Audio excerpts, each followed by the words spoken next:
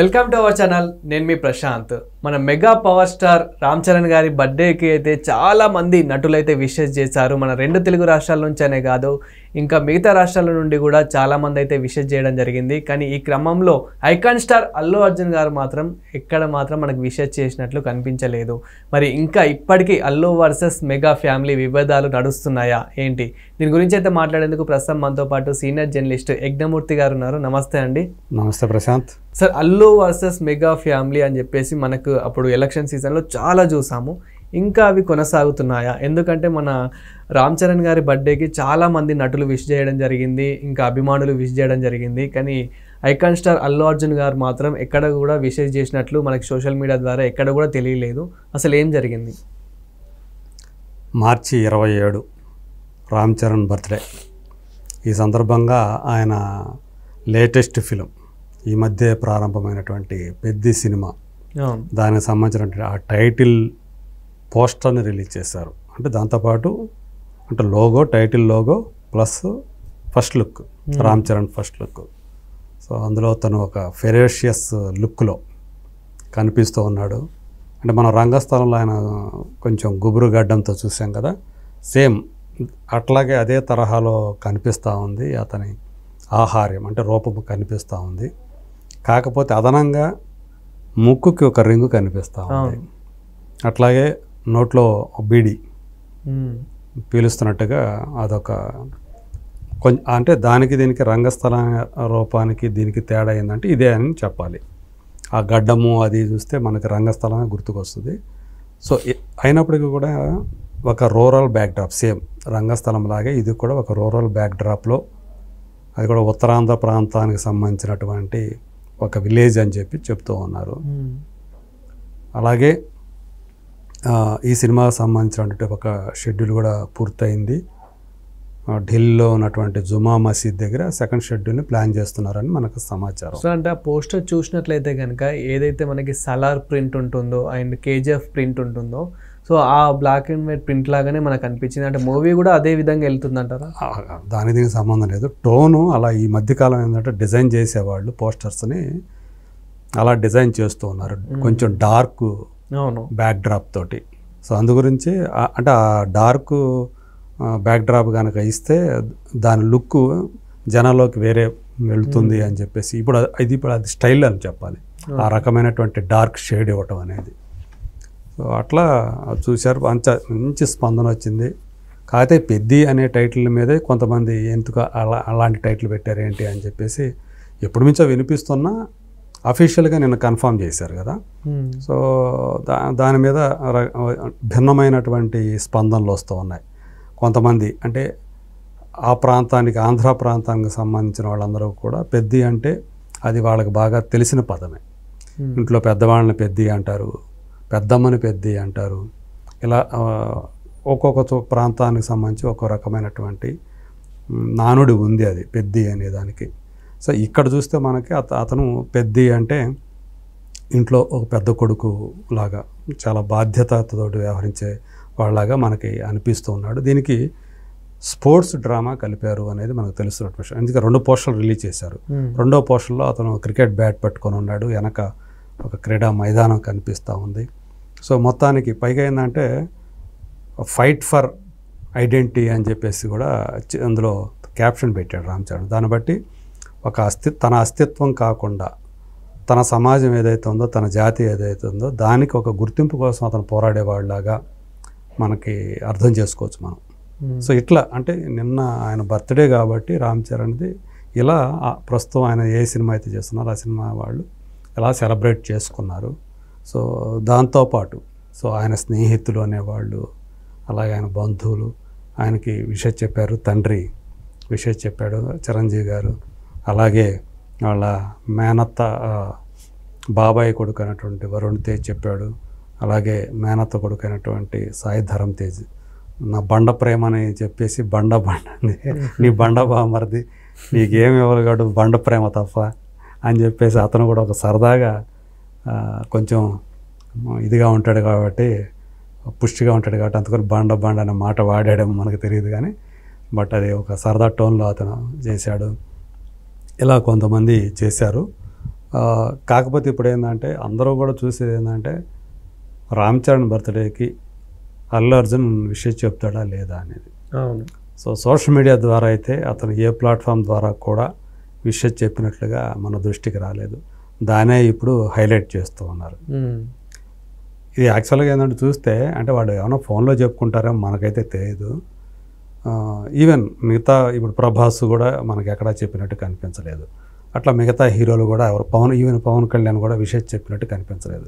కాకపోతే వాళ్ళు social media ద్వారా చెప్పకపోవచ్చు కానీ బట్ పర్సనల్గా ఫోన్లు చేసి చెప్పుకుంటారు.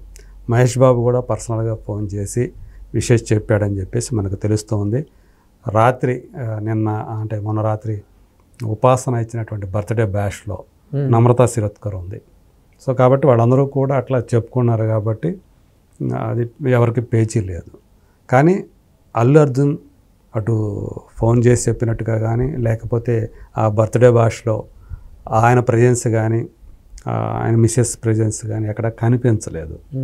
సో అట్లాగే సోషల్ మీడియాలో కూడా ఆయన ఎక్కడా కూడా దీని మీద స్పందించలేదు. దీన్ని ఇప్పుడు హైలైట్ చేసి అందరూ కూడా అల్లు అర్జున్ విషయం చెప్పలేదు రామ్ చరణ్కి బర్త్డేకి. సో ఆ మధ్య అది జరుగుతూ ఉంది, ఆ కోల్డ్ వార్ అనేది ఇంకా నడుస్తూ ఉందని. కానీ యాక్చువల్గా చూసుకుంటే లాస్ట్ ఇయర్ అంటే సార్ ఇక్కడ ఏమైనా ఇష్యూస్ ఉన్నాయంటారా? ఎందుకంటే ఇక్కడ చాలామంది ఇప్పుడు ఎప్పుడైతే RRRతో రామ్ చరణ్ గారు ప్యాన్ ఇండియా లెవెల్లో ఎదిగిపోయారో దాని తర్వాత వెంటనే అంటే పుష్ప 1 పక్కన పెడితే పుష్ప 2తోని ఇంకా అసలు రికార్డులు బద్దలు కొట్టేసిండు మన అల్లు అర్జున్ గారు. సో ఇక్కడ దానివల్ల అంటే రామ్ చరణ్ గారు ఏమైనా హట్ అవ్వడము అంటే ఇలా ఏమైనా ఉంది? ఎందుకంటే ఇద్దరు ప్యాన్ ఇండియా స్టార్స్ అయిపోయారు కాబట్టి ఇలా ఏమైనా అంటే ఇక్కడ ఫ్యాన్స్ని పక్కన పెడితే వీళ్ళిద్దరికి ఇలా ఏమైనా కొంచెం హట్ అవ్వడము అలా ఏమైనా చిన్న ఇష్యూస్ అనేటివి జరిగాయా? ఒకరి సినిమా హిట్ అయితే ఇంకొకరు హట్ అయ్యి ఎందుకు హట్ అవుతారు? అట్లా కాదు. కాకపోతే వాళ్ళ మధ్య తెలియకుండా ఒక రైవలరీ ఉంటుంది. ఎందుకంటే చిరంజీవి గారి లెగసీ ఏదైతే ఉందో దాన్ని కొనసాగించే వాళ్ళు ఎవరు అనే దాని మీద ఒక భిన్నాభిప్రాయాలు కనిపిస్తూ ఉంటాయి మనకి.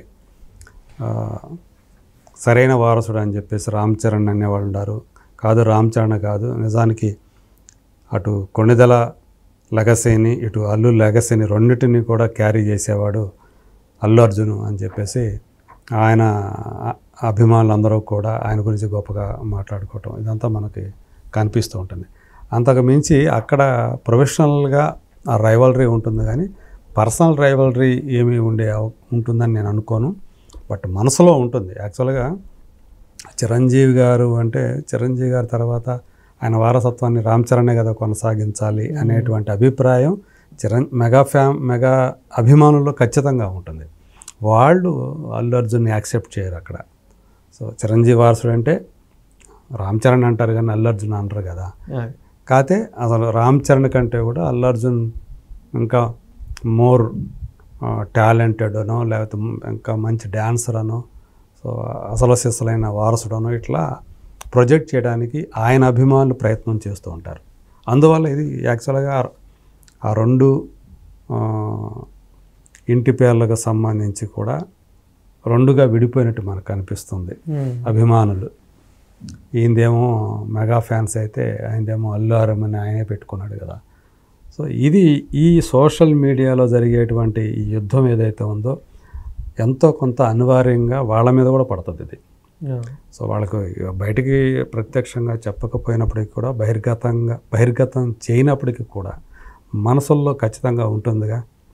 సో నేను నిరూపించుకోవాలి, నేనే టాప్ అని నిరూపించుకోవాలి, నాదే పైచేయి కావాలి అని ఏ మనిషికైనా అంతర్గతంగా ఉంటుంది. ఏ ప్రొఫెషన్లో ఉన్న వాళ్ళకైనా సరే మన పక్కన ఎవరున్నా కానీ మన కొలీగ్స్ ఉన్నారనుకోండి, ఈ అందరిలోకి మనం మెరుగైనటువంటి ది బెస్ట్ అనిపించుకోవాలి, టాప్లో ఉండాలి అనేటువంటి ఆ కోరిక బలంగా ఉంటుంది. సో వాళ్ళు మనుషులే కాబట్టి ఇద్దరిలో కూడా అది ఉండే అవకాశం ఉంటుంది. సో ఈ రకమైనటువంటి ఉంటుంది కానీ బహిర్గతం చేసుకోరు. సో ఇప్పుడు లాస్ట్ ఇయర్ ఏప్రిల్లో కాకపోయినా ఆయన బర్త్డేకి ఈయన బర్త్డేకి ఆయన కానీ విషెస్ చెప్పుకున్నటువంటి దాఖలాలు కనిపించలేదు. అంటే ఇంకా ఇది రాలేదు. ఇంకా వచ్చే నెలలో ఇంకా కొద్ది రోజుల్లోనే అల్లు అర్జున్ బర్త్డే కూడా రాబోతుంది 8th ఏప్రిల్లో. మరి అప్పుడు ఈయన కూడా అదే పని చేయొచ్చు. పోయిన సంవత్సరం చూసుకుంటే ఇద్దరు కూడా ఎవరు పుట్టినరోజులకి ఎవరు కూడా ఆ సోషల్ మీడియా వేదికగా మాత్రం స్పందించాల, శుభాకాంక్షలు తెలియజేయలేదు. ఫోన్ ద్వారా ఏమైనా చేసుకున్నారా అనే విషయం కూడా ఎక్కడ కూడా బయటికి రాల. ఈవెన్ వాళ్ళిద్దరూ కూడా ఎక్కువగా అంత క్లోజ్గా ఉన్నట్లుగా కూడా, ఉపాసన స్నేహారెడ్డి కూడా అంత క్లోజ్గా ఉన్నట్లుగా కూడా మనకు ఎక్కువ కనిపించవు ఫోటోలు. ఇప్పుడు ఉపాసన నమ్రత క్లోజ్గా ఉన్న ఫోటోలు కావాలంటే చాలా కనిపిస్తాయి మనకి. సో ఏదో ఫ్యామిలీ మొత్తం గ్యాదర్ అయిన సందర్భాల్లో మాత్రమే వాళ్ళు ఒక చోట ఉన్నట్టు కనిపిస్తారు. కానీ సో మిగతా టైంలో ఒక స్పెషల్ అకేషన్స్లో వీళ్ళిద్దరూ ప్రత్యేకంగా కనిపించి సన్నిహితంగా ఫోటోలు దిగటం అట్లాంటిది ఉన్నట్టుగా అయితే మనకి కనిపించదు. బహుశా ఉన్నా కానీ అరుదుగా ఉండే అవకాశాలు ఉన్నాయి. సో అందు గురించి ఇప్పుడు అల్లు అర్జున్ విషయం చెప్పలేదు అనే దాన్ని ఎక్కువ హైలైట్ చేస్తూ కొంతమంది సో నడుస్తూ ఉంది, ఇద్దరి మధ్య ఆ రైవలరీ నడుస్తూ ఉంది అనేటువంటి దాన్ని ఫోకస్ చేస్తూ ఉన్నారు. మేబీ వాళ్ళు ఒకవేళ పర్సనల్గా చెప్పుకున్నారో లేదో మనకైతే తెలియదు. సోషల్ మీడియాలో మాత్రం ఈ యుద్ధం నడుస్తూనే ఉంటుంది అనుకోవాలి. Thank you sir. Thank you.